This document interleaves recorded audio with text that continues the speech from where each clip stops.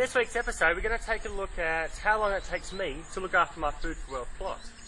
Now, in the sales page I say that it only takes me 8 hours per year. And what happens is I get a few people write to me and they say, I'm having great success with the method, but I'm spending a lot longer than just 8 hours per year. Well, there are a few reasons why I can get things done so quickly, and I'd like to show you. So let's take a look. The first two reasons are quite simple. Firstly, I work extremely quickly, and I don't really mind if things aren't perfect. And the second reason is that I don't go around pulling out weeds just for the sake of pulling out weeds.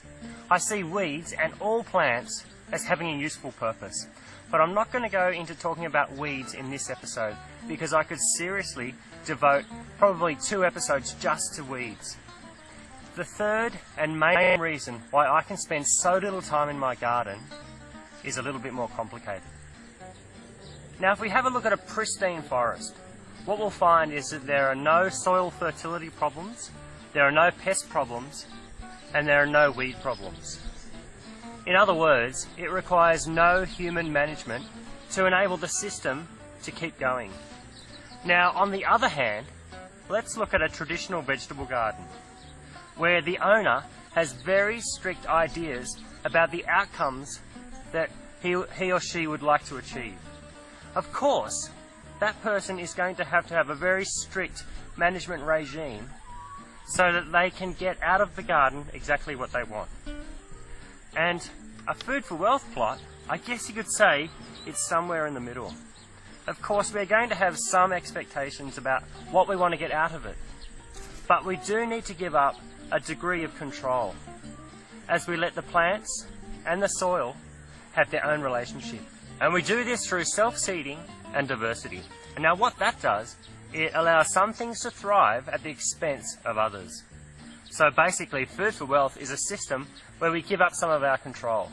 And we just have a bit of faith that the soil and the plants will work things out for themselves.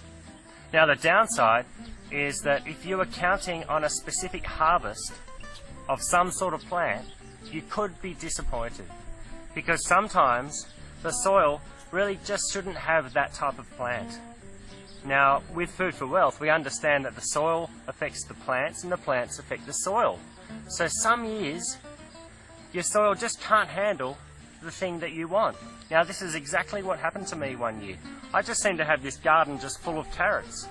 And they came and they went, and then things pretty much went back to a diverse state.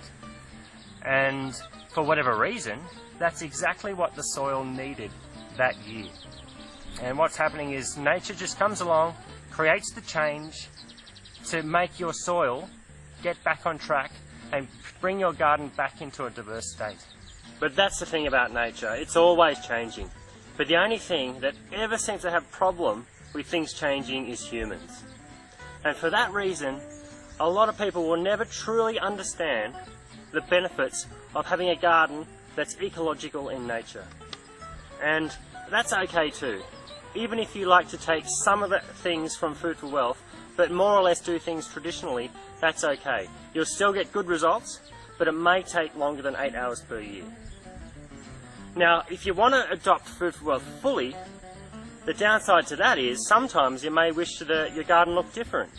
But if we see our plants as an indicator of the health of the whole system, we'll realise that things are always in perfect order, and that the plants are always moving the plot in the right direction.